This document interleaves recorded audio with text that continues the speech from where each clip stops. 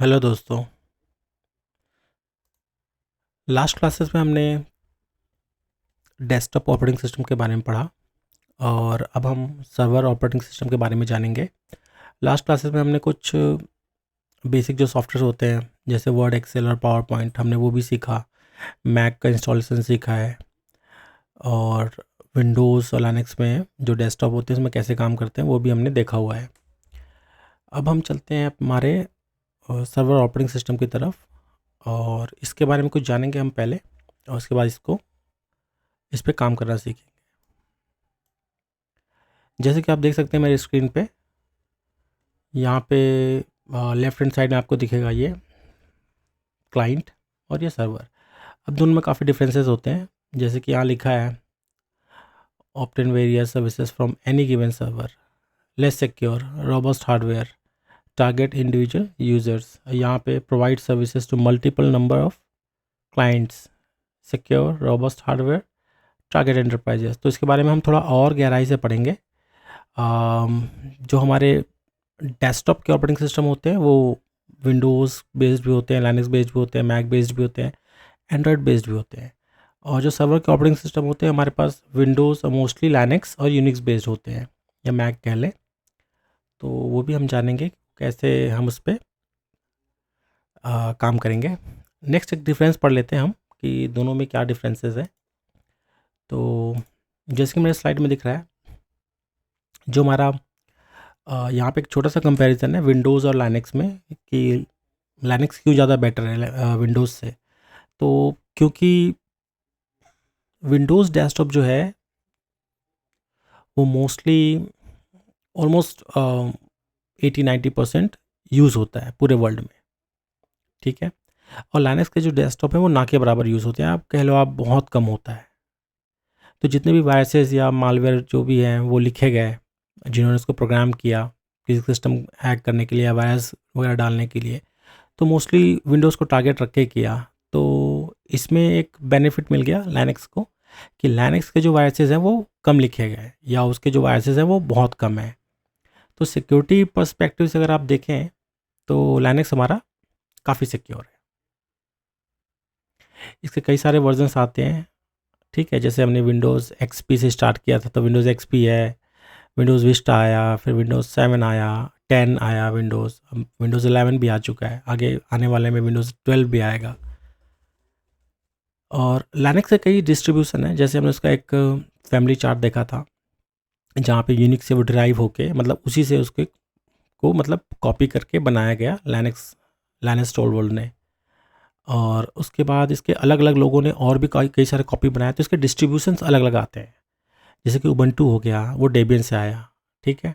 ऐसी जो red hat है उससे उन्होंने फेडोरा निकाल दिया, फिर सेंटोस निकाल दिया। जो काली लिनक्स है वो भी डेबियन बेस्ड है।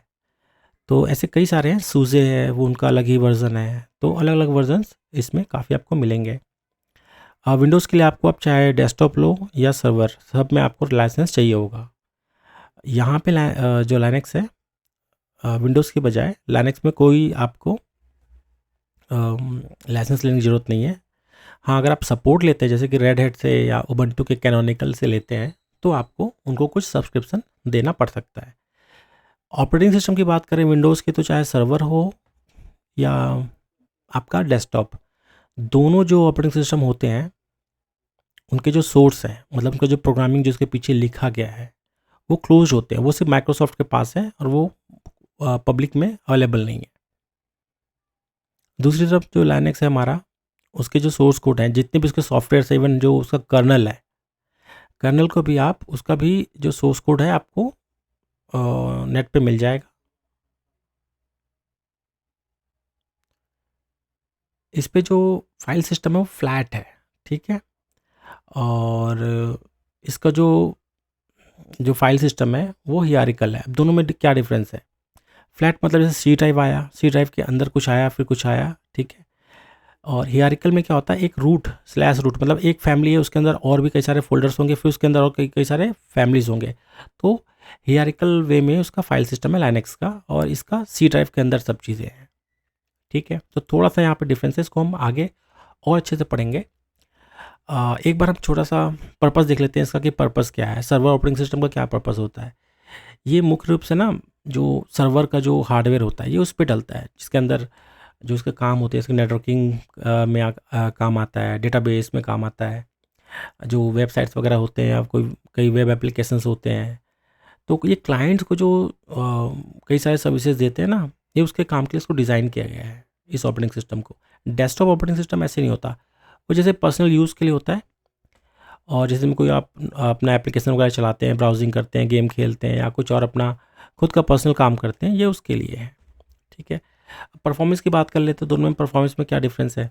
सर्वर जो ओएस है वो मल्टीटास्किंग होता है, काफ़ी ज़्यादा डेटा प्रोसेस कर सकता है, और ज़्यादा जो ट्रैफिक आता है उसके अंदर उसको भी आराम से संभाल सकता है, क्योंकि उसका जो हार्डवेयर होता है वो काफ़ी कैपेबल होता है, मतलब ज़्यादा अच्छा हार्डवेयर उसके अंदर होता है। ठीक है, डेस्कटॉप ओएस जो होता है वो एक्चुअल में सर्वर की तरह नहीं होता, वो यूज़र फ्रेंडली होता है बिल्कुल। और यूज़र फ्रेंडली कहने का मतलब है कि जो नॉर्मली अगर आपको काम करना है किसी डेस्कटॉप ऑपरेटिंग सिस्टम पे, तो वो काफ़ी आराम से उस पर कर सकता है, जो डेली उनके जो ज़रूरत पड़ते हैं ना उसके हिसाब से उसको डिज़ाइन किया गया है। और उसमें उतना हाई परफॉर्मेंस नहीं होता, ये हार्डवेयर आपके हार्डवेयर के ऊपर डिपेंड करता है कि आपको कैसा परफॉर्मेंस चाहिए। जो हार्डवेयर का सपोर्ट है वो जैसे सर्वर ऑपरेटिंग सिस्टम के लिए जो हार्डवेयर है काफ़ी अच्छा प्रोसेसर चाहिए, काफ़ी ज़्यादा रैम चाहिए उसके अंदर। जो हार्ड ड्राइव होते हैं उसके अंदर वो एक दूसरे में मतलब काफ़ी कई सारे उसके अंदर हार्ड ड्राइव आप डाल सकते हैं, और उस पर कई अलग से टेक्नोलॉजीज आती हैं, जैसे मिररिंग कहते हैं या रेड कॉन्फ़िगरेशन कहते हैं। वो क्या करते हैं कि 4 हार्ड ड्राइव को एक हार्ड ड्राइव में बना देते हैं। ठीक है, या जितने भी आप हार्ड ड्राइव डालते हैं उसको ऐसे मर्ज करके एक हार्ड ड्राइव में बना देगा। उससे क्या होता है कि अगर कोई आपका हार्ड डिस्क ख़राब हो जाता है ना, तो वो ईज़िली हम उसको चेंज भी कर सकते हैं और आपका डेटा ख़राब नहीं होता। तो उसका जो हार्ड ड्राइव वो ईज़िली मतलब रिकवरेबल होता है, कभी भी आप चेंज कर लो, और उसमें डेटा इतनी जल्दी ख़राब नहीं होता, क्योंकि वो सर्वर है, किसी काम के लिए बनाया है उसको। जबकि डेस्कटॉप में एकदम सिंपल सा आपका हार्डवेयर होगा, रैम कम भी होगा तभी से चलेगा। ठीक है, और ये नॉर्मल जो हमारे डे टू डे जो हमारे टास्क है उसको करने के लिए काम होता है। ठीक है, सिक्योरिटी के मामले में चलते हैं, तो जैसे सर्वर होता है इसमें काफ़ी मतलब स्टैंडर्ड वो यूज़ करते हैं, क्योंकि इसमें क्या होता है ना, जो क्लाइंट होते हैं या फिर कह लो जो यूज़र होते हैं, उनके बीच में जो नेटवर्क का कनेक्शन होता है उसको मैनेज करना होता है। तो काफ़ी अच्छे तरीके से इसमें सर्विस जो सिक्योरिटी है उस पे ध्यान दिया जाता है। जो डेस्कटॉप में क्या है वो इंडिविजुअल ऑपरेटिंग सिस्टम है, तो कहने का मतलब जो एक यूज़र है उसको यूज़ करता है, ज़्यादातर अपने नॉर्मल काम के लिए यूज़ करता है और नेटवर्किंग पे निर्भर होता है, लेकिन वो सर्वर्स पे भी सर्विसेज लेता है, तो वो एज अ क्लाइंट की तरह यूज़ करता है। तो उसमें ज़्यादा सिक्योरिटी की ज़रूरत नहीं होती, जो नॉर्मल सिक्योरिटीज़ है हम वही यूज़ करते हैं। नेटवर्किंग जैसे कह सकते हैं, इसके अंदर नेटवर्किंग में जैसे सर्वर ऑपरेटिंग सिस्टम में कई सारे नेटवर्किंग के इनबिल्ट एप्लीकेशंस होते हैं, जैसे कि DHCP, DNS, FTP बना लो, आप उसको वेब सर्वर बना लो। डेस्कटॉप में बेसिक नेटवर्क फीचर्स होते हैं, बट आप उस पे भी कर सकते हो, लेकिन उसके तरीके अलग हैं, और वो ऐसा काम नहीं करेगा जैसे सर्वर OS करता है, क्योंकि यहाँ पे डिपेंड करता है आपका सर्वर का जो रिसोर्सेज है, मतलब जो हार्डवेयर है उसके ऊपर डिपेंड करता है वो। ठीक है, कि आप कितना बड़ा वेबसाइट चला सकते हैं। तो डेस्कटॉप पे भी कर सकते हैं, लेकिन वो प्रैक्टिकली उतना सही नहीं होता। लाइसेंस जैसे मैंने बताया कि जो सर्वर ऑपरेटिंग सिस्टम होता है उसके जो लाइसेंस होते हैं खासकर विंडोज़ के या मैक के, तो वो काफ़ी महंगा होता है, क्योंकि उसके अंदर आप देखेंगे विंडोज़ के अंदर काफ़ी सारे अपने आप उसके अंदर बहुत सारे फीचर्स होते हैं। ठीक है, तो फीचर्स के हिसाब से ना विंडोज़ क्या है, मोनोपोली है उनकी, और वो अपने लाइसेंस जो है उस पे लगाते हैं। मतलब इवन आप उस पे क्लाइंट को भी अगर कनेक्ट कर रहे हो ना, जैसे आप नॉर्मल विंडोज़ 7 या विंडोज़ 10 की मशीन से भी कनेक्ट करोगे, तो आपको उसका भी लाइसेंस लेना पड़ता है। उसको कैल लाइसेंस कहते हैं। कैल मतलब क्लाइंट एक्सेस लाइसेंस। तो अगर आप विंडोज़ सर्वर के किसी सर्विसेज को जैसे DNS, DHCP या एक्टिव डायरेक्टिव वगैरह यूज़ करते हैं, तो जोन से उसके ऑपरेटिंग सिस्टम है जो क्लाइंट का लैपटॉप है या डेस्कटॉप से उसको यूज़ कर रहा है, तो उसको भी लाइसेंस के पैसे देने होंगे। तो सर्वर जो OS है मोस्टली महंगा होता है, विंडोज़ में खासकर। लाइनक्स तो बिल्कुल फ्री है, उस पर आप कई सारे आपके जो फीचर्स हैं वो बिल्कुल फ्री होते हैं। ठीक है, और जैसे रेड हैट है, या सूजे है, इसमें सब्सक्रिप्शन चार्जेस लगते हैं, सर्विसेज आपके वही रहते हैं। डेस्कटॉप ऑपरेटिंग सिस्टम में ऐसा कुछ होता नहीं है। एक बार आपने लाइसेंस ले लिया, बहुत कम, जैसे अभी विंडोज़ का हम लाइसेंस गए हैं तो 5-6 हज़ार में आ जाता है। लाइनेक्स में तो जैसे लाइनेक्स का उबंटू डेस्कटॉप है या मिंट है या आप सेंटोस है, ऐसे अगर ऑपरेटिंग सिस्टम आप यूज़ करते हो डेस्कटॉप वाले, तो इसमें कोई लाइसेंस नहीं है, ठीक है। अब जैसे मेंट्रेस की बात कर लेते हैं। मेंट्रेस में क्या है, सर्वर ऑपरेटिंग सिस्टम में क्या है, इसको बार बार इसको अपग्रेड करना पड़ता है, मॉनिटरिंग करना पड़ता है इसको। क्यों? क्योंकि ये 24 घंटे और कई ऐसे सर्वर है जो कई सालों तक चलते रहते हैं। डेस्कटॉप में ऐसा नहीं होता। अगर डेस्कटॉप को आप कई साल तक चालू रखना चाहेंगे तो ऐसा नहीं हो पाएगा। कभी ना कभी कुछ दिनों में, महीनों में वो ख़राब हो जाएगा अपने आप, या अपने आप बंद हो जाएगा, गर्म होके बंद हो जाएगा या किसी और तरीके से बंद हो जाएगा वो, ठीक है। तो ये मेंटेनेंस की बात है। अब जैसे दोनों जो ऑपरेटिंग सिस्टम है इसमें अपना अपना काम के हिसाब से, जैसे आपको कुछ सर्विसेज वगैरह प्रोवाइड करना है तो आपको सर्वर ऑपरेटिंग सिस्टम यूज़ करना है, और अगर कोई नॉर्मल सा आपको काम करना है, पर्सनल काम करना है, तो आप डेस्कटॉप ओएस पे जाओगे, ठीक है। तो ये हो गया हमारा मेन डिफरेंसेस सर्वर और क्लाइंट ओएस में। तो चलिए अब हम चलते हैं उबंटू सर्वर की तरफ। सो मैं आ गया हूँ उबंटू के वेबसाइट पे, जहाँ पे मुझे सर्वर डाउनलोड करना है। यहाँ पे और भी आपको डिफरेंट फ्लेवर्स मिल जाएंगे उनके। ये डेस्कटॉप है, ये कोर है, ये क्लाउड है, इनके बारे में हम बाद में पढ़ लेंगे। ये फ़िलहाल हमें सर्वर बेस्ड ऑपरेटिंग सिस्टम हमें डाउनलोड करना है।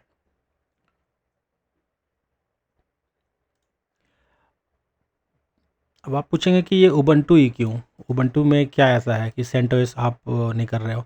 तो सिंपल सा एक लॉजिक है।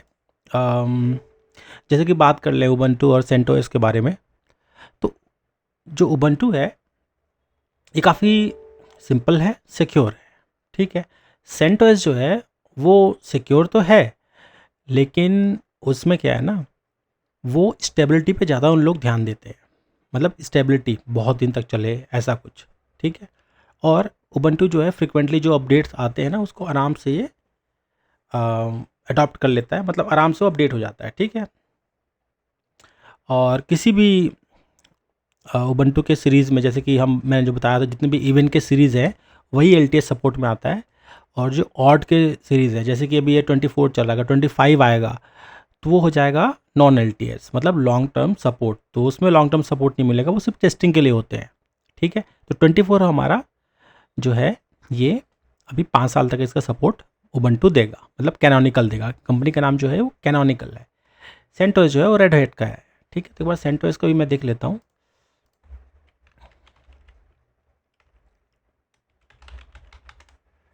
तो आपको सिर्फ सेंटोस डाउनलोड लिखना है और यहाँ पे आपको सेंटोस का साइट मिल जाएगा, centos.org, ठीक है। तो यहाँ से आप अपने जो भी सिस्टम है वो डाउनलोड कर सकते हैं। थोड़ा सा कंपैरिजन कर लेते हैं सेंटोस और उबंटू में। ये जानना एक्चुअली में बहुत ज़रूरी है कि दोनों में से क्या है, और क्योंकि कभी भी आपको अगर प्रोडक्शन में ज़रूरत पड़े कि सेंटोस यूज़ करना है या उबंटू यूज़ करना है, तो आपके पास पूरी जानकारी होनी चाहिए कि कौन सा ऑपरेटिंग सिस्टम हमारे लिए सही होगा। मोस्टली जितने भी ऑपरेटिंग सिस्टम है, जैसे सर्वर की मैं बात करूँ, तो विंडोज़ का जो शेयर है वो ऑलमोस्ट काफ़ी कम हो चुका है, ठीक है। विंडोज़ के सर्वर अब काफ़ी कम है, जितने भी टेक्नोलॉजीज़ हैं वो लाइनेक्स पे ही चल रहे हैं, ठीक है। तो और जो लाइनेक्स के जितने भी टेक्नोलॉजीज़ हैं वो सिर्फ 2 ही ऑपरेटिंग सिस्टम में सबसे ज़्यादा चलते हैं, ठीक है। कैसे, जैसे आप कह लो कि जैसे अगर एंटरप्राइज़ की बात करें तो लोग सूजे पे जाते हैं और रेड हैट पे जाते हैं, दोनों पेड है। तो अगर पेड ना यूज़ करके, वो भी बहुत कम है, जो पेड वाले लाइनेक्स है वो बहुत कम है। तो जो फ्री है वो कौन है, उबंटू और सेंटोस। तो कहने का मतलब है पूरे मैदान में 2 ही खिलाड़ी हैं। तो अगर आप ये दोनों पे आपको अच्छा एक्सपीरियंस है, इसको अच्छे से आप जानते हो, तो आप सोच लो, मतलब आपको काफ़ी क्लैरिटी मिल जाएगी। नेक्स्ट जो आप कभी भी कोई टेक्नोलॉजी में काम करते हो या कोई सॉल्यूशन प्रोवाइड करते हो, देते हो आप अपने कंपनी को, तो सबसे पहले बात कर लेते हैं उबंटू सर्वर की। उबंटू सर्वर जो होता है वो मतलब फ्रिक्वेंटली और टाइमली इसके सिक्योरिटी अपडेट्स आते रहते हैं, मतलब इसमें लूप होल जल्दी नहीं मिलता है, मतलब काफ़ी सिक्योर है, कहने का मतलब है। और 5 साल का इसमें एलटीएस तो देता है, मतलब 5 साल आपको इसके पैचेस मिलते रहेंगे, ठीक है। उबंटू में एक और फीचर है जिसको हम अनअटेंडेड अपग्रेड्स बोलते हैं, मतलब अब एक कमांड दोगे वो अपने आप अपग्रेड भी कर लेगा, जैसे आप 22 में हो या 20 पे हो, ठीक है, तो आप उसको 22 में करना है, बस एक कमांड दो अपग्रेड हो जाएगा। सेंटोस जो है वो स्टेबिलिटी पे ज़्यादा करता है, सिक्योरिटी पैचेस आते हैं, कई बार आते हैं, बट थोड़ा डिले होके आता है, मतलब उबंटू में जल्दी जल्दी आते हैं, इसमें थोड़ा कम आता है, ठीक। ये स्टेबिलिटी पे ज़्यादा ध्यान देता है। सिक्योरिटी की बात करेंगे, जो इसके अंदर उबंटू के अंदर हमारा जो फायरवॉल है काफ़ी सिंपल सा होता है, UFW कहते हैं उसको, अनकॉम्प्लिकेटेड फायरवॉल, नाम से ही पता चलता है। इसके अलावा ऐप आर्मर भी है, ठीक है, एक्सेस कंट्रोल के लिए।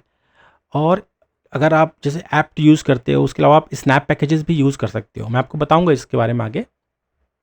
और ये जो ऐप आर्मर है ये थोड़ा सा लेस कॉम्प्लेक्स है, मतलब ज़्यादा कठिन नहीं है, ज़्यादा इसमें कठिनाई नहीं है। SC लाइनक्स जो है ना वो थोड़ा सा ज़्यादा कठिन होता है। जो सेंटोस है उसमें SC लाइनक्स होता है, पावरफुल है, काफ़ी पावरफुल है ये, और जितने भी एक्सेस कंट्रोल पॉलिसीज़ है उसको भी समझने जरूरी है। SC लाइनक्स के थ्रू कई सारे एक्सेस कंट्रोल पॉलिसी, अब एक्सेस कंट्रोल पॉलिसी जैसे हमारे विंडोज़ में होता है,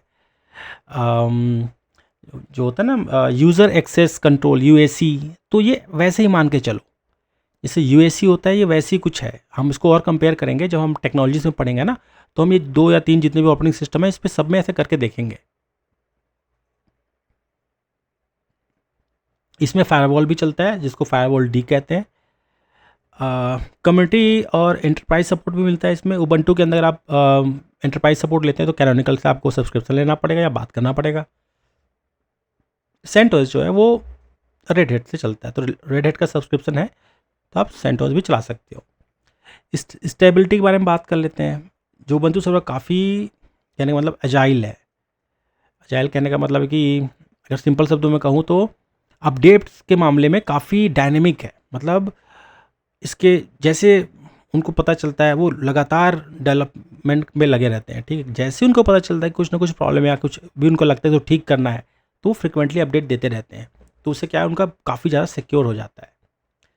सेंटोस जो है वो थोड़ा कंजर्वेटिव, या जो पुराने ज़माने का जो कह लें कि उस टाइम का जो जो सोच है वो एक्चुअल में वो यूज़ करते हैं, तो थोड़ा इसमें अपडेट्स कम आते हैं, बट स्टेबिलिटी काफ़ी अच्छी है उसके भी, ठीक है। डॉक्यूमेंटेशन देख लें, ये डॉक्यूमेंटेशन के हिसाब से अगर उबंटू को देखा जाए तो काफ़ी सिंपल है, इस पर काम करना काफ़ी सिंपल है। सेंटोस का भी ऐसी है बट थोड़ा सा कॉम्प्लेक्स है। तो जैसे अगर मुझे आप कहें कि आपका प्रेफरेंस क्या होगा, तो मैं हमेशा उबंटू यूज़ करूँगा। मुझे काफ़ी अच्छे से उबंटू पता है और मैं काफ़ी सालों से इसको यूज़ करता हूँ। मैं जितने भी कंपनीज़ में काम किया मैंने, वो सब में मैंने उबंटू यूज़ किया है। मैंने सेंटोस को हमेशा रिप्लेस किया है, तो ये मेरा पर्सनल चॉइस है। आप अपने कंपनी के हिसाब से जैसा आपको लगता है वो आप ऐसे यूज़ कर सकते हैं, ठीक है। तो यहाँ पे आपको क्या करना है, जैसे ये उबंटू है, अगर आपको उबंटू डाउनलोड करना है तो मैं सर्वर पे जाऊँगा। सर्वर पे देखिए यहाँ पे मैनुअल इंस्टॉलेशन है, इंस्टेंट VM है और ऑटोमेटेड प्रोविजंस है, तो इसमें उसके हिसाब से आपको आपके ऑपरेटिंग सिस्टम्स मिल जाएंगे। फिलहाल हमें मैनुअल इंस्टॉलेशन पे जाना है, तो मैं क्या करूँगा, डाउनलोड करूँगा। 2.6 GB का है, और ये जो है ये देखिए, अगर मैं इस पर क्लिक करता हूँ, ये देखिए डाउनलोड नाउ है, देखिए अपने आप यहाँ पे डाउनलोड, ये देखिए स्टार्ट हो गया। तो ये डाउनलोड हो जाएगा। डाउनलोड होते ही ना हम इसको इंस्टॉल करेंगे। ज़्यादा डिफरेंस नहीं है इसमें, आपके कमांड्स में लाइनक्स ही है। तो सेंटोस में कुछ और पैकेज यूज़ होता है, उबंटू में कुछ और यूज़ होता है, तो ये बस कुछ ही फ़र्क है, ज़्यादा फ़र्क नहीं है, ठीक है। और रिपोजिटरी हम पढ़ लेते हैं। रिपोजिटरी क्या चीज़ है? रिपोजिटरी जैसे कि अगर मैं कहूँ कि रिपोजिटरी आपके बहुत सारे सर्वर्स है, मान के चलो सर्वर्स का ग्रुप है जो आपके बहुत सारे सॉफ्टवेयर्स को ना अपने पास रखता है। जैसे गूगल का प्ले स्टोर है, ठीक है, वो क्या करता है, आप एंड्रॉयड पे जाते हो, एंड्रॉयड पे कोई भी सॉफ्टवेयर है उसको क्लिक करते हो, इंस्टॉल करते हो, स्टार्ट करते हो उसको चलाना। सेम ये जो कंसेप्ट है ना जो एंड्रॉयड वाला, ये सब यहीं से आया हुआ है। जैसे पहले विंडोज़ में क्या होता था, विंडोज़ में पहले आप किसी भी वेबसाइट पे जाओ, जैसे आपको फोटोशॉप करना है तो पहले लाइसेंस खरीद लो, वो डाउनलोड का लिंक देंगे, डाउनलोड करो उस सॉफ्टवेयर को, फिर इंस्टॉल करो। इन सब चीज़ों को लाइनक्स में हटा दिया गया है। लाइनक्स ने क्या किया, डायरेक्ट आप एक कमांड दो, आपका जो भी सॉफ्टवेयर का नाम है वो सॉफ्टवेयर का नाम दे दो।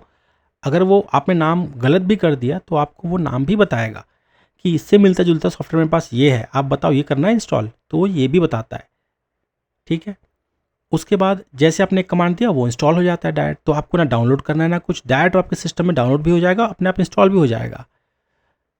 और इसी से हमारा जो आज के डेट में जो प्ले स्टोर कहते हैं, जो एप्पल का भी जो हमारा ऐप स्टोर है, या एंड्रॉयड का प्ले स्टोर है गूगल का, और भी कई सारे विंडोज़ के स्टोर है, ये सब इसी पे चलते हैं। ठीक है, सेल के बारे में बात कर ले, जो विंडोज़ में जो CMD होता है उसको बाद में उन्होंने चेंज करके पावर सेल आखिर ले आए ना, क्यों ले आए? इसके पीछे भी कहानी है कि जो लाइनक्स है, लाइनक्स में काफ़ी सारी चीज़ हम CLI से ही करते हैं। जो सर्वर ऑपरेटिंग सिस्टम है उसमें डेस्कटॉप नहीं होता, आप डाल सकते हो लेकिन वो रिकमेंडेड नहीं होता, वो डालने से कोई फ़ायदा नहीं है, क्योंकि जितने भी काम हैं आप कमांड से ही कर सकते हो। अब पावर सेल और जैसे लाइनक्स के सेल में काफ़ी सिमिलरिटी है। हाँ, कमांड से अलग है लेकिन एक तरह से काम करता है। आप क्या करते हो, अपने सिस्टम पे बैठे बैठे किसी भी लाइनक्स के ऑपरेटिंग सिस्टम पे आप लॉगिन कर सकते हो, उस पर कमांड के थ्रू आप काम कर सकते हो। तो कहने का मतलब विंडोज़ का जो सर्वर ऑपरेटिंग सिस्टम है उसमें क्या है, आपको हर चीज़ ग्राफिकल में मिलेगा। आपको कोई भी टेक्नोलॉजी यूज़ करना है तो आपको क्लिक क्लिक करके कोई ना कोई आपको ऑप्शंस चूज़ करना पड़ेगा, उसके हिसाब से आप उसमें इंस्टॉल कर सकते हो। लाइनक्स में ऐसा नहीं है। लाइनक्स में आप एक बार सॉफ्टवेयर इंस्टॉल कर लिए, फिर कॉन्फ़िगरेशन कुछ फाइल्स वगैरह होंगे, उस फाइल को आप कुछ पैरामीटर देंगे या उसके जो कॉन्फ़िगरेशन को चेंज करेंगे।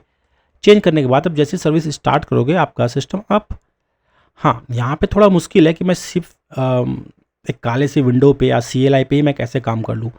तो जैसे इसको एक एग्जांपल लेके चलते हैं।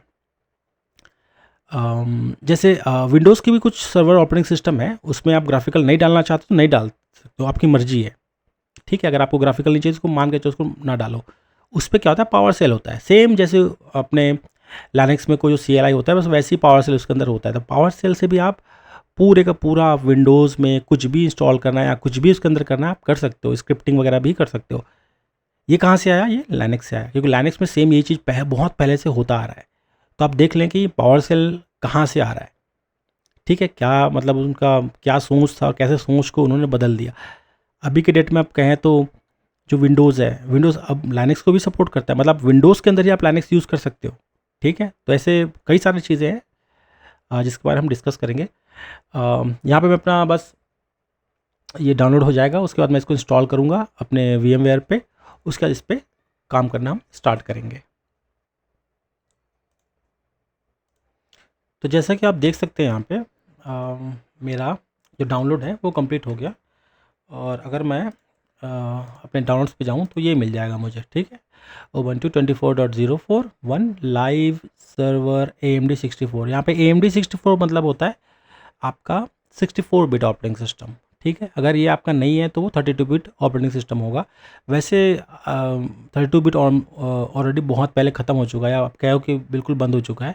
मिल जाएंगे आपको उसके भी, लेकिन 64 बिट ही आजकल चलते हैं। ठीक है, तो ये हो गया मेरे पास। मैं क्या चाहूँगा, अब मैं एक बार VMware स्टार्ट करता हूँ। ये मैंने क्रिएट न्यू मशीन्स पे क्लिक किया, यहाँ पे ऐसे विजार्ड आएगा, एक कस्टम पे जाऊँगा मैं। नेक्स्ट, ये कंपैटिबिलिटी है, इसके बारे में ऑलरेडी पढ़ लिया है। जैसा कि पीछे के जो सर्वर जो होते हैं या जो वर्क स्टेशन थे, ठीक है, ये उसके कंपैटिबिलिटी में है। जैसे आप चाहते हैं कि कोई पुराना मशीन है, ठीक है, वो किसी और वर्जन में बना था, तो उसके हिसाब से आप इसको सेट कर सकते हो। फिलहाल मैं चाहूँगा नेक्स्ट पे क्लिक करूँगा। यहाँ पे मैं एक बार इंस्टॉलेशन डिस्क मैं आपको दे देता हूँ। इससे क्या होगा, अपने आप इसको रिकग्नाइज़ कर लेगा कि एक्चुअली में है क्या। ये देखिए, ये यहाँ पे आ गया, ये बोल रहा है Ubuntu 64 बिट 2404 डिटेक्टेड। तो ये अपने आप इसने पढ़ लिया। ठीक है, अब Ubuntu 64 ये लिखा आ गया। मैं यहाँ पे कर देता हूँ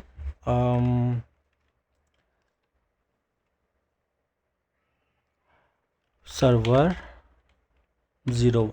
ठीक है, फ़िलहाल ये इसका पाथ है, जहाँ पे आप चाहे वहाँ पे आप सेव कर सकते हो, या इसको एक मिनट,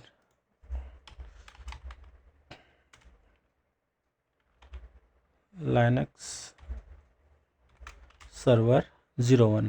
ठीक है, यहाँ पे नंबर प्रोसेसर जो है वो 2, ये पहले से मतलब जो VMware होता है एक रिकमेंडेशन अपने आप ही ले लेता है। ठीक है, कि ये मेरा ऑपरेटिंग सिस्टम है और मैं इसके हिसाब से पहले सेट कर दूँ, तो ये डिफ़ॉल्ट ही होता है। आप चाहे तो इसको एडजस्ट भी कर सकते हैं अगर आपको ज़्यादा पावर चाहिए तो। ठीक है, नेक्स्ट पे क्लिक करना होगा, मुझे रैम देना होगा 4 GB एटलीस्ट। यहाँ पे नेट यूज़ करने के लिए बोल रहा है। फ़िलहाल मैं ब्रिजिंग यूज़ करूँगा। ठीक है, नेक्स्ट, LSI लॉजिक का यहाँ पे IO कंट्रोलर है, ये आपका SCSI हार्ड ड्राइव है। और क्रिएट न्यू वर्चुअल डिस्क बोल रहा है। तो नया वो हार्ड डिस्क वो 20 GB का बनाएगा। Split virtual disc into multiple files, ठीक है, ये डिफ़ॉल्ट है। ये इसका हार्ड डिस्क का फाइल है VMD के, ठीक है। मैं यहाँ पे गया power on this virtual machine after creation, मैं फिनिश पे क्लिक कर दिया और जैसे मैं फिनिश करूँगा ये बन जाएगा और स्टार्ट भी हो जाएगा। तो ये इस तरीके से स्टार्ट होगा। यहाँ पे भी आप बायोस के अंदर जाने के लिए F2 यूज़ कर सकते हो, और जैसे ये ट्राई और इंस्टॉल है ना यहाँ पे, तो आप ये भी यूज़ कर सकते हो। मेमोरी भी आप टेस्ट कर सकते हो। मोस्टली आपको जितने भी अब जो भी विंडोज़ या लाइनक्स के जो भी सर्वर आपको इंस्टॉलेशन करने होंगे वो मोस्टली आपको अब वर्चुअल हार्डवेयर पे ही करना होगा। तो अगर आप यहाँ पे कर रहे हो तो मतलब वहाँ पे भी आप ऐसे ही करोगे। जो भी हमारे जो वर्चुअलाइजेशन सॉफ्टवेयर होते हैं, क्योंकि आज के डेट में वर्चुअलाइजेशन सॉफ्टवेयर चल रहे हैं या क्लाउड चल रहा है, तो क्लाउड पे तो ये सब करने की ज़रूरत ही नहीं पड़ती। वहाँ पे बस एक इमेज आपने दिया, मतलब एक जो भी मशीन आपने चूज़ किया या जो ऑपरेटिंग सिस्टम आपने चूज़ किया वो बना बनाया आ जाता है, ठीक है। अगर आप किसी वर्चुअल इन्वायरमेंट में काम कर रहे हो, आपके ऑफिस में अगर VMware है, हाइपर वी है या कुछ और ऐसे टेक्नोलॉजीज़ हैं, प्रॉक्समॉक्स है, ठीक है, ऐसे कई सारे टेक्नोलॉजीज़ आते हैं आपका। और भी जैसे ओपन स्टैक है, ठीक है। तो ऐसे कई सारे आपके आएंगे और जहाँ पे आप उसको इस तरह से आप इंस्टॉल करना पड़ेगा, ठीक है। तो यहाँ पे जो आप कर रहे हो ये आगे मतलब कई सारे जगह पे आपके काम आएगा, ठीक है। आपको भी सेम ऐसे वर्चुअल इन्वायरमेंट पे ही आपको इंस्टॉल करने को मिलेगा। अभी जैसे यहाँ बोल रहा है स्टार्टिंग सिस्टम डी, ये कुछ सर्विसेज वगैरह चला रहा है टाइम का। फिर Ubuntu का लॉगो बता दिया, TTY1 पे चल रहा है ये, और बोल रहा है waiting for cloud in it. तो कुछ इंटरनेट वगैरह का कुछ ले रहा होगा। ये देखिए यहाँ पे आ गया ऊपर में,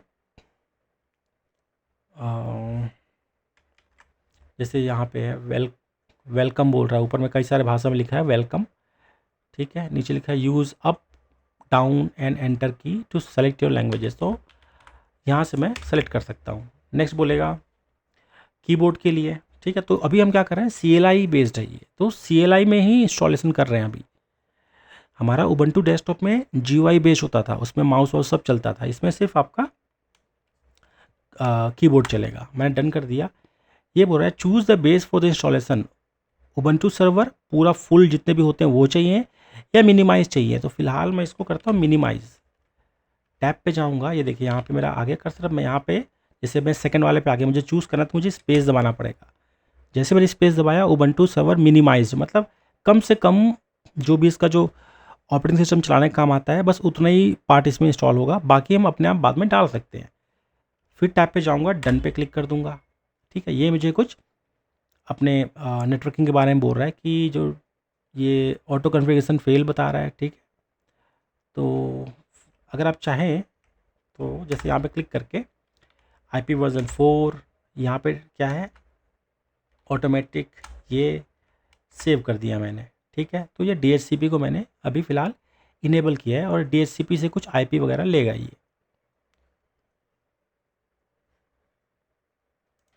एक यहाँ पे नीचे में आप देख सकते हो, यहाँ पे install Ubuntu 64 bit as you would on a physical computer, when you are done and the operating system boots up click I finish installing. तो ये भी एक सेटअप ही का पार्ट है।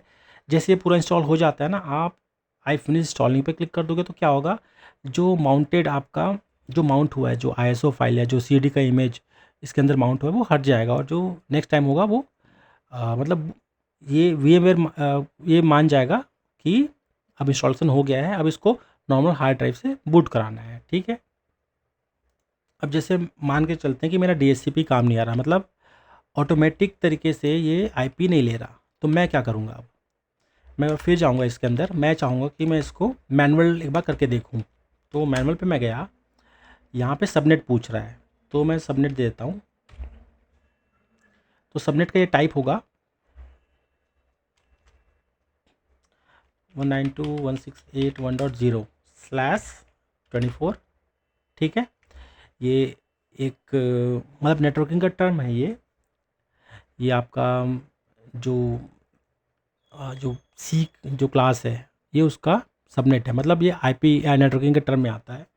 तो ये इस सबनेट का मैंने इसको बता दिया कि इस सबनेट पे मेरे नेटवर्क है, और जो एड्रेस होना चाहिए मेरे पास होना चाहिए 192.168.1 डॉट, मान के चलो मैं स्टार्ट करता हूँ 58 से, गेटवे 192.168.1.1। ये जो है मेरे राउटर का, जो मेरा राउटर है, ये जो मेरा घर का जो सिस्टम है उसका जो राउटर है उसका आईपी है, ठीक है। नेम सर्वर, डीएनएस सर्वर को नेम सर्वर कहते हैं। तो जैसे मैं गूगल का डाल देता हूँ फ़िलहाल तो, और सर्च डोमेन की ज़रूरत नहीं है, मैं इसको सेव करता हूँ। ये चेंज को कुछ अप्लाई कर रहा है, देखिए अब ये मेरा नेटवर्क चल गया इसलिए आ गया, नहीं तो फिर वो आगे बढ़ता ही नहीं। तो ये डन किया मैंने। प्रॉक्सी जो है, अगर आपके ऑफिस वगैरह में कुछ प्रॉक्सी लगा है जिससे कि आप इंटरनेट से कनेक्टिविटी कराते हैं उन लोग, तो आपको प्रॉक्सी एड्रेस भी देना होता है। मेरे घर पे ऐसा कुछ नहीं है, तो फिलहाल मैं ये कर दूँगा। यहाँ पे क्या बोल रहा है ये, if you use an alternative mirror for Ubuntu enter it details here. ये जो मिरर की बात जो हो रही है ना, ये मिरर क्या चीज़ है, जैसे http://archive.ubuntu.com/ubuntu। तो ये जो इनका मेन जो साइट है ये उसकी बात कर रहा है, ठीक है, जहाँ पे जितने भी सॉफ्टवेयर्स वगैरह हैं वो वहाँ पे रखे हुए हैं। तो जो इसको ज़रूरत पड़ेगी वो रख लेगा, और जो सीडी में है उसको भी यूज़ कर लेगा, ठीक है। इसको वो चाहे तो अब ये जो मिरर एड्रेस की बात ये है कि अगर आप किसी ऐसे कंट्री में रहते हो जहाँ पे ऑलरेडी इनके सर्वर्स हैं, जो पास का बिल्कुल सर्वर है, जितने दूर का सर्वर होगा उतना ही ये स्लो डाउनलोड करेगा। जितने पास का सर्वर होगा अच्छा सर्वर होगा। जैसे कि आप जापान में रहते हो और जापान में आपको ये करना है, ठीक है, तो अब जापान में भी इनके कई सारे सर्वर्स हैं, तो वो अगर सर्वर का आप आईपी देते हो तो वो वहाँ से बहुत फास्ट तरीके से ये जो भी है डाउनलोड कर लेगा, ठीक है, और बहुत जल्दी ऑपरेटिंग सिस्टम आपका इंस्टॉल हो जाएगा। फिलहाल मैं डन पे क्लिक करता हूँ।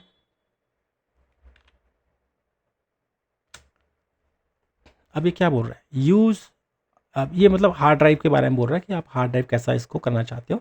आप चाहते हो इनक्रिप्ट भी कर सकते हो, आप चाहते हो तो जैसा मतलब अगर डिफरेंट डिफरेंट पार्टीशन बनाना चाहते हो तो कस्टमाइज़, ये जो है आपका कस्टमाइज स्टोरेज लेआउट है, आपको वो चूज़ करना पड़ेगा। नहीं तो यहाँ पे आपको, फ़िलहाल मैं डिफ़ॉल्ट यूज़ करता हूँ, तो setup this disk as an LVM group. Encrypt भी कर सकते हैं आप चाहे तो। मैं इसको डन पे क्लिक करता हूँ, और ये ऊपर आप देख सकते हैं मेरे पार्टीशंस बन रहे हैं। डन। ये बोलेगा आपको एक बार कि कंफर्म है कि नहीं, तो मैं कंफर्म हूँ। यहाँ पे आपको नाम पूछ रहा है, मैं फ़िलहाल लिख देता हूँ उबंटू, और नीचे जो फुल नाम है वो डाल देता हूँ, योर सर्वर्स नेम, ठीक है, your name your servers name. तो मेरे सर्वर का नाम है उबंटू, या चलो उबंटू डाल देता हूँ, उबंटू सर्वर या उबंटू सर्वर 01, ठीक है, इस नाम से डाल देता हूँ। Pick a user name Ubuntu, choose a password, मैं अपना पासवर्ड डाल देता हूँ।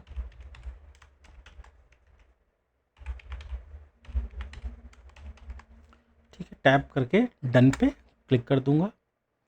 ये बोल रहा है कि आपको प्रो जो है वो इनेबल करना है नहीं करना। फ़िलहाल तो मुझे नहीं करना वो। यहाँ बोल रहा है कि इंस्टॉल करना ओपन एसएसएच सर्वर, तो ये भी मैं इंस्टॉल कर लेता हूँ। मैं आपको बताऊँगा ओपन एसएसएच होता क्या है। तो ये यहाँ से इंस्टॉलेशन स्टार्ट होगा। आप चाहो तो फुल लॉग यहाँ से देख सकते हो। तो मैं कह रहा था ओपन एसएसएच सर्वर जो है, जैसे कि विंडोज़ में जैसे RDP होता है, तो हम RDP में क्या करते हैं, मतलब जो रिमोट डेस्कटॉप प्रोटोकॉल है या जो उनका जो सॉफ्टवेयर है RDP का, जिसको हम MSTSC बोलते हैं, उससे खोल सकते हैं। तो जैसे हम उसको खोलते हैं तो एक विंडो आता है, उसमें हम IP एड्रेस देते हैं या मशीन का नाम देते हैं, फिर अपना यूज़र नेम और पासवर्ड देते हैं, तो हम रिमोट जो सिस्टम है उससे हम कनेक्ट हो जाते हैं। ठीक है, सेम उसी तरह लिनक्स में भी कुछ ऐसा ही है, लेकिन तरीका दूसरा है। इसमें CLI चलता है। तो ये क्या करता है, एक आपको बस वही तरीका वही है, बस कमांड से आपको करना होता है। SSH एक सॉफ्टवेयर है, ओपन SSH एक सॉफ्टवेयर है। तो जैसे आपके सर्वर में ओपन SSH सर्वर डला हुआ है, क्लाइंट भी डला हुआ है, आपके सिस्टम में भी ऐसा डला हुआ है। ठीक है, तो आप क्या कर सकते हो, रिमोट सिस्टम से बैठे बैठे उस सिस्टम पे आप कनेक्ट कर सकते हो कमांड के थ्रू। इसमें ये काफ़ी सिक्योर होता है। इसमें क्या, जैसे आप कनेक्ट करते हैं तो पासवर्ड से भी कनेक्ट कर सकते हैं। एक की फाइल होता है, की मतलब आप ऐसा मान के चलें कि सर्टिफिकेट फाइल होता है। तो जो इनक्रिप्टेड जो की होता है उसके थ्रू भी वो आपके एज अ पासवर्ड जो होता है ना, पासवर्ड को मान के चलो आपने रिप्लेस कर दिया उस की से, या उस इनक्रिप्टेड जो भी जो उसके अंदर जो भी कोड वगैरह है उससे, तो अगर वो फाइल आपके पास है तो आप उसी से कनेक्ट कर पाओगे। ये भी है, अगर आपने अपने उबंटू सर्वर पे ये सेट कर दिया कि सिर्फ की से ऑथेंटिकेट हो पाए, तो वो जो फाइल है उसी से ही ऑथेंटिकेट हो पाएगा।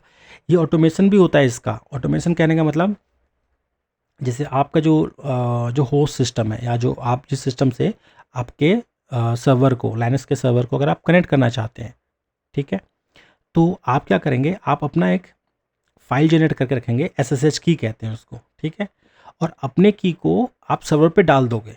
मैं आपको बताऊंगा वो कैसे डालते हैं, वो आप डाल दोगे तो उससे क्या होगा, जैसे आप लॉगिन करोगे अपने रिमोट सिस्टम से लाइनक्स के सर्वर पे, वो उस की से अपने आप ऑथेंटिकेट हो जाएगा और अपने आप ही लॉगिन हो जाएगा ना, आपसे पासवर्ड मांगेगा ना कुछ, तो ये इस तरीके से आप उसको ऑटोमेट भी कर सकते हो और ये फुल्ली सिक्योर है। और ऐसे टेक्नोलॉजी बहुत जगह यूज़ होता है। आप चाहे किसी भी क्लाउड में काम कर रहे हो, बहुत सारे हमारे कई सारे टेक्नोलॉजीज़ हैं, अपने ऑटोमेशन के टूल्स हैं, और भी बहुत सारी चीज़ें हैं, जैसे कि हम गिटहब की बातें कर लें तो वो सब में ये आपको मिल जाएगा, ठीक है।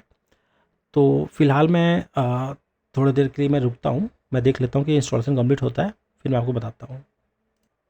तो हम यहाँ पे देख सकते हैं, अगर आप इंस्टॉलेशन को देखें, जैसे यहाँ पे तो cut in command in target installing system, फिर तो ये एक्चुअली जो इंस्टॉलेशन होता है उसी का सीक्वेंस चल रहा है, ठीक है। कट इन कमांड जो है, कट इन जो एक सॉफ्टवेयर होता है, मान के चलो जो आपके स्टोरेज के काम आता है, स्टोरेज को जैसे मैनेज करना है, फॉर्मेट करना है, जो भी है ना, तो ये उसी तरीके का काम आता है यहाँ पे। ये देखिए यहाँ पे कॉन्फ़िगरिंग डिस्क बोल रहा है, डिस्क SDA। तो जैसे वहाँ पे C ड्राइव होता है हमारे विंडोज़ में, यहाँ पे क्या होता है SDA, मतलब स्टैंडर्ड ड्राइव A। तो SDA, SDB, SDC, ऐसे अगर आपके पास 3 ड्राइव है तो SDC बोलेगा तीसरा ड्राइव को। तो ये इस तरीके से इसमें नेमिंग चलता है, ठीक है, वो हम आगे देखेंगे। जैसे यहाँ पे पार्टीशन बना रहा है, यहाँ पे एक पार्टीशन बनाया, पार्टीशन 0, फिर पार्टीशन 1, फिर फॉर्मेट बोला, फॉर्मेट 0 को कर दो बोला, फिर पार्टीशन 2, फिर LVM वॉल्यूम ग्रुप बना दो। जैसे कि रेड बनाते हैं ना, रेड मतलब जैसे कह सकते हैं वर्चुअल फाइल सिस्टम बनाते हैं, है ना, तो ये LVM उसी काम का आता है। ये इस तरीके से आप समझ सकते हैं कि इसमें अगर हम और भी अगर हार्ड डिस्क को बढ़ाएं, और या हम चाहें कि जो हमारा पार्टीशन है उसको हम और एक्सपैंड कर लें, जैसे 20 GB है तो 25 GB कर लें, 30 GB कर लें, या टाइम पे उसको बढ़ाते रहें, तो ये जो LVM है काफ़ी काम का है। इसके अलग से कमांड्स होते हैं, ये भी एक सॉफ्टवेयर ही है, ओपन सोर्स वालों ने इसको कंट्रीब्यूट कर रखा है। तो यहाँ पे फॉर्मेट बोल रहा है, फिर माउंट 1 बोल रहा है, फिर माउंट 0, तो जो भी डिस्क है उसको माउंट कर दो बोल रहा है।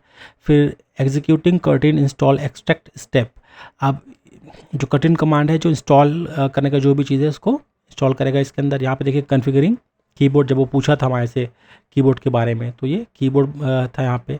इसके आगे execute curtin install curtin hooks, जो इनके कई सारे हुक्स होते होंगे, मतलब कई हुक्स कहने का मतलब कुछ ट्रिगर वगैरह होता होगा उसके थ्रू ये। फिर curtain command install configuring install system को इंस्टॉल कर रहा है। यहाँ पे कट हुक्स कुछ ऑटोमेटेड कुछ इनका ट्रिगर होगा उसके थ्रू।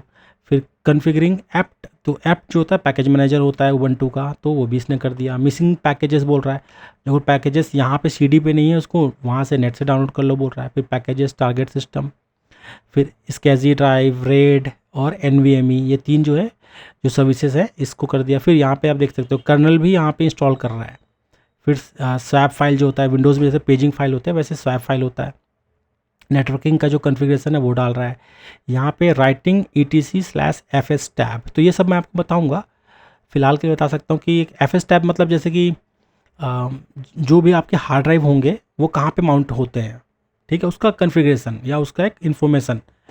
तो क्योंकि मैं ये कह सकता हूँ कि ये जो हमारा लाइनक्स है ये ओपन है, आप विंडोज़ में ऐसा नहीं कर सकते कि वहाँ पे जो डिस्क है उसको देख सको कि कहाँ पे माउंट हो रखा है या उसका कौन सा फाइल है। उसके अंदर उसके पीछे भी फाइल होगा, लेकिन उन्होंने क्या कर रखा है ना, जितने भी ऐसे कॉन्फ़िगरेशन फाइल हैं उसको या तो रजिस्ट्री में छुपा के रखा है या कोई DLL में। DLL मतलब जैसे हम प्रोग्राम बनाते हैं तो कुछ हेल्पिंग लाइब्रेरीज होते हैं जिसको हम डायनेमिक लिंक लाइब्रेरी बोलते हैं, तो उसमें लोगों ने उसको छुपा देते हैं माइक्रोसॉफ्ट वाले, तो उसको उससे क्या फ़ायदा है, जो कोड है वो बाहर एक्सपोज नहीं होता, जबकि लाइनक्स में ऐसा नहीं है, लाइनक्स में आप हर कोड आप देख सकते हो। तो इन्होंने इस तरीके से इसको किया हुआ है, यहाँ पे मल्टी पाथ कर दिया इन्होंने। फिर जो टारगेट सिस्टम है उसको अपडेट कर रहा है पैकेज को, यहाँ पे पॉलीनेट को यूज़र होगा, यूज़र एजेंट ऑन टारगेट। फिर init RAM F S configuration कर रहा है। फिर ग्रब जिसका बूट लोडर है उसको टारगेट डिवाइस पे डालेगा, मेटा डेटा डालेगा, CD ROM. Final system configuration कर रहा है यहाँ पे, और कैलकुलेट कर रहा है extra package to installing open S S H server. आपको याद होगा हमने ओपन एस एस एच वहाँ पे चूज़ किया था, तो इसलिए अब ये क्या कर रहा है, उसको इंस्टॉल कर रहा है। फिर कर्टिन कमांड से अभी सिस्टम इंस्टॉल, तो ये कुछ कमांड है इनका, इसके थ्रू ये जो भी ऊपर के जो है इसको इंस्टॉल कर रहा है ये। तो अभी फ़िलहाल ये ऑपरेटिंग सिस्टम का पूरा प्रोसीजर चल रहा है। अब जैसे कर्नल के बारे में बात कर लें, उबंटू का काफ़ी एडवांस है। आगे आने वाले जो टाइम है इसमें एक रियल टाइम कर्नल भी आने वाला है, जिसमें जो रोबोटिक्स वगैरह में काफ़ी यूज़ होगा। तो जो मतलब आपके कुछ बड़े प्रोसेसर्स पे ही चलने वाले हैं, तो ऐसा हम कह सकते हैं। आगे जैसे कि जो रियल टाइम जो कर्नल है इसके, वो उसका जो टाइम का जो लेटेंसी है, ठीक है, और ये काफ़ी सूटेबल है बहुत सारे एप्लीकेशंस को। जैसे रोबोटिक्स वगैरह में मैंने बताया था, इंडस्ट्रियल ऑटोमेशन वगैरह में इसका बहुत काम आने वाला है। ये मतलब कर्नल का कई सारे मतलब फ़ीचर है और एडवांस फ़ीचर है। अभी जो फ़िलहाल है वो 6 कुछ होगा हमारे पास इसमें जो कर्नल डलेगा, लेकिन वो जो कर्नल है जो इस पर डेवलपमेंट ऑलरेडी चल रहा है वो काफ़ी एडवांस होगा, ठीक है। तो कर्नल के बारे में आपको पहले ही पिछले क्लासेस में बताया था। कह लो उसको, फ़िलहाल ये कह सकते हैं तो हार्ट ऑफ ऑपरेटिंग सिस्टम है, जो आपके हार्डवेयर से और सॉफ्टवेयर से बात करने का ज़रिया है। ये एक छोटा सा एक जगह है मान के चलो, जो आप जो भी कमांड देते हो उसको वहाँ पे लेता है और वहाँ से वो हार्डवेयर से करवाता है। तो ऐसा कुछ सिंपल सा एक एग्जांपल लेके चलो, ज़्यादा है इसके अंदर काफ़ी कॉम्प्लिकेशंस, ठीक है, क्या है कैसे बहुत सारी चीज़ें हैं, लेकिन अगर सिंपल लेके चलेंगे तो आपको आराम से समझ आएगा। और जैसे जैसे आप जितना डीप में जाते जाएंगे, जो कि कंप्यूटर का जो हमारा जो टेक्नोलॉजी है, बहुत सारे टेक्नोलॉजी हैं, बहुत सारे इसके अंदर हमारे अलग अलग तरीके हैं काम करने के, तो वो सब आप धीरे धीरे सीख पाओगे। एक साथ आप किसी चीज़ को आप अडॉप्ट नहीं कर पाओगे। आपको ज़रूरी है कि आप पहले अपने कंप्यूटर को समझें, क्योंकि जो चलाने वाला है कंप्यूटर को वो हम हैं। मतलब कंप्यूटर हमारे हिसाब से नहीं चलता, वो अपने हिसाब से ही चलेगा, लेकिन चलाने वाले मतलब कहने का मतलब ये है कि हमें कंप्यूटर के हिसाब से ही ढलना होता है, उसको समझना होता है। अगर आप नहीं समझोगे तो बार बार एरर देगा, ये नहीं हो रहा, वो नहीं हो रहा, ये प्रॉब्लम आ रहा है, वो प्रॉब्लम आ रहा है, ये अच्छा नहीं है, वो अच्छा नहीं है, आप ऐसे बोलते रह जाओगे। जबकि कंप्यूटर अपने जो जिस तरीके से बनाया गया है, जिस प्रोग्राम को जिस तरीके से बनाया गया है, वो अपने हिसाब से ही चलेगा। आपको समझने की ज़रूरत है कि वो चल कैसा रहा है, ठीक है। जैसे नेटवर्किंग है या जैसे कुछ और कॉन्फ़िगरेशन वगैरह है, उसमें ये आपको काफ़ी फ़ायदेमंद रहेगा।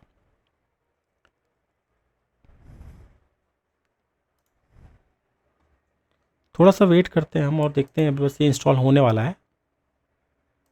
चलिए, तो ये मेरा उबंटू इंस्टॉल हो गया है। यहाँ पे मैं पूरा फुल लॉग भी देख सकता हूँ इसका, और मुझे यहाँ पे रिबूट करना होगा। फिलहाल मैं रिबूट पे क्लिक करता हूँ और अब ये रिबूट हो जाएगा। और इसने ये भी कहा था कि जैसे इंस्टॉल होता है मुझे आई फिनिश इंस्टॉलिंग पे क्लिक करना होगा, ठीक है।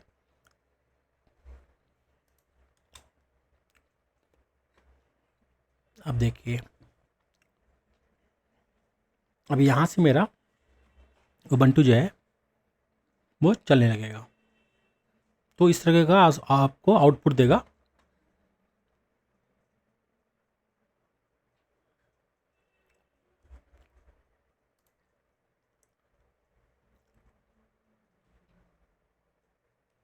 तो काफ़ी सारे यहाँ पे काम कर रहा है।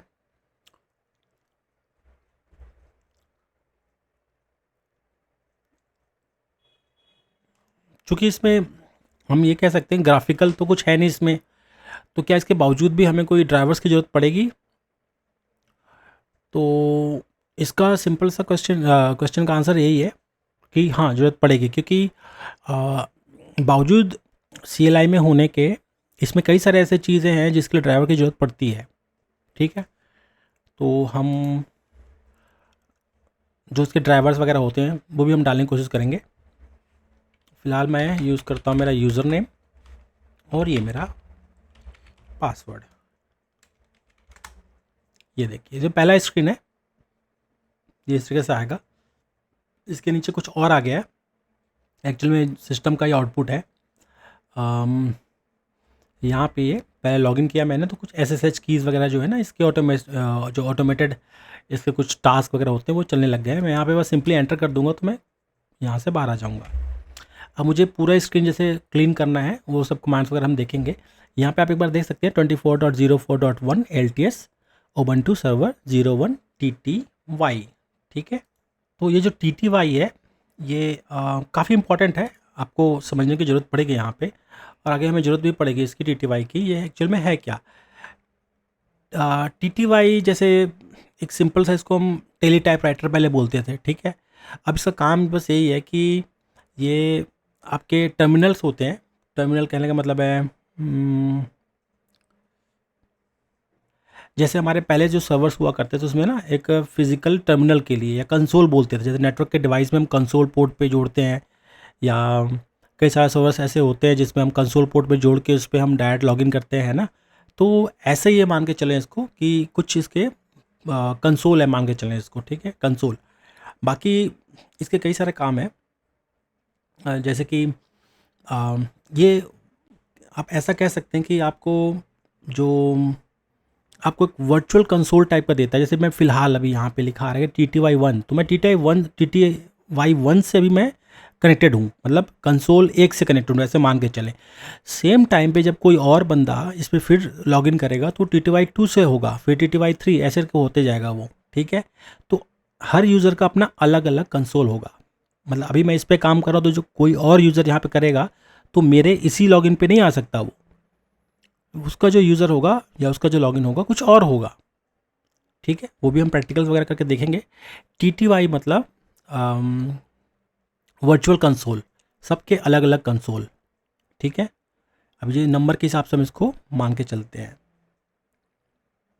पर्पस सिंपल सा है इसका कि हम इसको कहते हैं कि लॉगिन सेल कह लो, हर यूज़र का अपना एक कंसोल हो, मल्टीपल यूज़र इसमें यूज़ कर सकें, ठीक है। इससे कुछ शॉर्टकट्स भी होते हैं, अगर आप ग्राफिकल उबंटू में हो तो वहाँ पे भी आप ऐसे स्विच कर सकते हो इसको, ठीक है। अगर TTY1 में आपको अगर स्विच करना है तो कंट्रोल आल्ट और F1 दबाएंगे ना सेम टाइम पे तो आप स्विच हो जाएंगे, और कंट्रोल आल्ट F2 करेंगे तो आप GUI में वापस चले जाएंगे। तो ऐसे इसके कई सारे कमांड्स वगैरह हैं, कभी ज़रूरत पड़ी तो हम इसको यूज़ करेंगे। फिलहाल तो ये कंसोल के रूप में आप मान के चलें। इसके आगे कुछ वेलकम बता रहा है, ये डॉक्यूमेंटेशन कुछ बता रहा है ये, और ये कुछ बता रहा है to run a command as administrator user root use sudo command cman sudo _root for details. ये बहुत इंपॉर्टेंट चीज़ है, मतलब अगर आप बिल्कुल बेसिक हो, बिल्कुल कभी जानते नहीं इसके बारे में, तो आपको ये जरूर जानना चाहिए। ये कह रहा है कि अगर आपको एडमिनिस्ट्रेटर की तरह अगर आपको यूज़ करना है इस सिस्टम को, जैसे कुछ इंस्टॉल करना है या कुछ भी, क्योंकि अभी आप स्टैंडर्ड यूज़र हो, आप यहाँ पे अभी कुछ भी नहीं कर पाओगे, ये इतना सिक्योर है। अगर आपको कुछ इसमें इंस्टॉल करना है या कुछ एडमिन वर्क करना है ना, तो लाइनक्स में हम एडमिनिस्ट्रेटर को, जैसे विंडोज़ में हम एडमिनिस्ट्रेटर कहते हैं तो लाइनक्स में उसको रूट कहते हैं। तो रूट और एडमिनिस्ट्रेटर, फाइल सिस्टम का रूट और ये रूट अलग है। रूट कहने का मतलब है एडमिनिस्ट्रेटर, तो आपको रूट प्रिविलेजेस चाहिए होगा, रूट या एडमिन प्रिविलेजेस, ठीक है। और ये कह रहा है कि आप सूडो से करो। अब सूडो का भी आपको समझना पड़ेगा, इसका मतलब क्या है, सूडो क्या करता है। सू मतलब स्विच, एस मतलब स्विच, यू का मतलब यूज़र, डू का मतलब डूअर। स्विच यूज़र डूअर मतलब डूअर कहने का मतलब जो सुपर एडमिन है या जो एडमिनिस्ट्रेटर है उसके रोल को स्विच करके आप कुछ काम करो, ठीक है। अब यहाँ पे एक बोल रहा है कि कुछ डिटेल्स के लिए बोल रहा है, तो मैन क्या है, मैन कमांड क्या है, मैन हेल्प को कहते हैं, मैन हेल्प को कहते हैं। मैन क्या बोल रहा है, सूडो _रूट। अब जैसे मैंने कमांड छोड़, ठीक है, मैंने डाल दिया, ठीक है। तो अब इसका मतलब देख लेते हैं क्या है, ये देखिए, this system has been minimised by removing packages currently and then unminimized command you will still need to install the man-db package install। सो मेरे पास अभी हेल्प फाइल नहीं है, जैसे विंडोज़ में हेल्प फाइल होते हैं ना, वैसे हेल्प फाइल इसमें नहीं है बोल रहा, नहीं तो क्या पूरा मैनुअल बताता। मैन का मतलब पूरा मैनुअल होता है, तो मैनुअल क्या, इस कमांड का मैनुअल बताओ, sudo _ root का मतलब बताओ, तो ये हो गया। वो मैं डालूंगा अभी, क्योंकि हमने जो लाइनक्स डाला है बिल्कुल हल्का डाला है, इसमें कोई भी आलतू फालतू चीज़ें नहीं है। इसके अंदर होता बहुत सारी चीज़ें है, लेकिन हमने बिल्कुल मिनिमाइज इंस्टॉलेशन कर रखा है। इवन इसमें हेल्प फाइल भी नहीं डाला हमने, क्योंकि हम चाहते हैं ना सर्वर को कि बहुत फास्ट है, जो हमारे काम का चीज़ है या जो हम चाहते हैं बस वही इंस्टॉल हो। ठीक है, तो इसमें अभी कुछ हेल्प फाइल्स वगैरह भी डालेंगे और कई सारी चीज़ें हम डालने की कोशिश करेंगे, सॉफ्टवेयर डालने की कोशिश करेंगे। ठीक है, काफ़ी सारे इसके कमांड्स होते हैं, कमांड्स के बारे में भी हम अच्छे से पढ़ेंगे और जानेंगे कि ये जो लाइनक्स है किस तरीके से काम करता है। इसके फाइल सिस्टम के बारे में पढ़ेंगे हम कि इसका जो फाइल सिस्टम होता है वो कैसे होता है। जैसे फ़िलहाल अगर मैं एक इसके अंदर कमांड दूँ, पूरे स्क्रीन को क्लियर करने के लिए क्लियर कमांड होता है pwd। ये देखिए अभी pwd मतलब प्री वर्किंग डायरेक्टरी, मतलब मैं किस डायरेक्टरी पे भी हूँ ये वो बता रहा है। ठीक है, cd डॉट डॉट का मतलब एक डायरेक्टरी पीछे आ जाना। देखिए अब ये डायरेक्टरी ना, ये देखो यहाँ पे अब इसका प्रॉम्प्ट चेंज हो गया है। अगर मैं आपको दिखाऊँ यहाँ पे तो इसका एक प्रॉम्प्ट चेंज हो गया है। ठीक है, ये डॉलर जो है ये आप यहाँ पे देखिए, ये जो है ना ये पहले कुछ और था अभी कुछ और हो गया, तो अभी होम पे आ गया cd डॉट डॉट। अगर फिर से वापस जाऊँ cd डॉट डॉट, तो ये देखिए अब मैं कहाँ पे हूँ, मैं रूट पे हूँ। रूट पे कहने का मतलब यहीं से जितने भी फाइल सिस्टम है वो सभी स्टार्ट होते हैं। अगर मैं डायरेक्टरी टाइप करूँ विंडोज़ की तरह ही चलेगा ये, जैसे विंडोज़ में dir टाइप करते हैं यहाँ पे भी चलता है, लेकिन स्पेसिफिक इसका एक और कमांड होता है ls। ये देखिए ls का क्या फ़ायदा और dir में क्या फ़ायदा। dir में सिर्फ आपको एक कलर में सब चीज़ दिखाई देगा और ls में आपको हर चीज़ अलग अलग कलर में दिखाई देगा। जैसे कि नीले कलर में जो भी चीज़ दिखाई दे रहा है यहाँ पे वो डायरेक्टरी है, जो हल्के से नीले आसमानी कलर में जो दिखाई दे रहा है वो शॉर्टकट है। ठीक है, और जैसे वो एक tmp दिखाई दे रहा है वो हरे कलर में है, तो वो टेम्प है। हरे कलर का मतलब ये है कि वो जैसे कि विंडोज़ में टेम्प फोल्डर होता है ना हमारा कि इसमें कोई भी राइट कर सकता है, ये वैसे ही है, इसमें भी कोई राइट कर सकता है। इसका जो परमिशन है सबके लिए है, मतलब ये टेम्परेरी डायरेक्टरी है। तो ये इसका है। इसको काफ़ी और आगे हम पढ़ेंगे और जानेंगे। नेक्स्ट क्लास में ये सब चीज़ हम कंटिन्यू करेंगे। आज के लिए इतना ही। आई थिंक हमने काफ़ी कुछ कवर कर लिया इंस्टॉलेशन वगैरह। अब इसको हम क्या करेंगे ना, इस लाइनक्स के कोर्स को हम धीरे धीरे छोटे छोटे पार्ट्स में डिवाइड करेंगे और मतलब एक टाइम पे एक ही टेक्नोलॉजी पे फोकस करेंगे, एक ही सॉफ्टवेयर पे फोकस करेंगे और उसके हिसाब से काम करेंगे।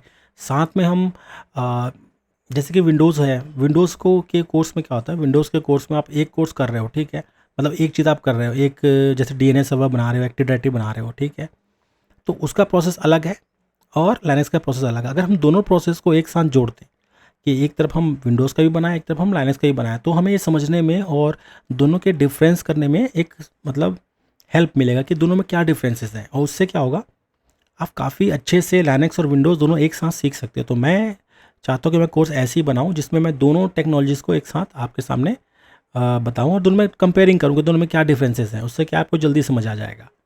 ठीक है, रादर कि जैसे एक ही आप विंडोज़ को पकड़ के विंडोज़ के अंदर ही सब उसकी टेक्नोलॉजी पढ़ते गए, फिर लाइनक्स खोल के फिर लाइनक्स पढ़ते गए, वो करने के बजाय हम टेक्नोलॉजी वाइज इसको पढ़ेंगे। और टेक्नोलॉजी वाइज से क्या होगा, जल्दी हमारा कोर्स कंप्लीट भी होगा और आगे हम डेवऑप्स का कोर्स और आगे जो भी क्लाउड के कोर्सेज़ वगैरह वो जल्दी से हम कंप्लीट कर पाएंगे। तो आज के लिए इतना ही। मैं आपसे मिलूँगा अपने नेक्स्ट वीडियो में, तब तक के लिए धन्यवाद।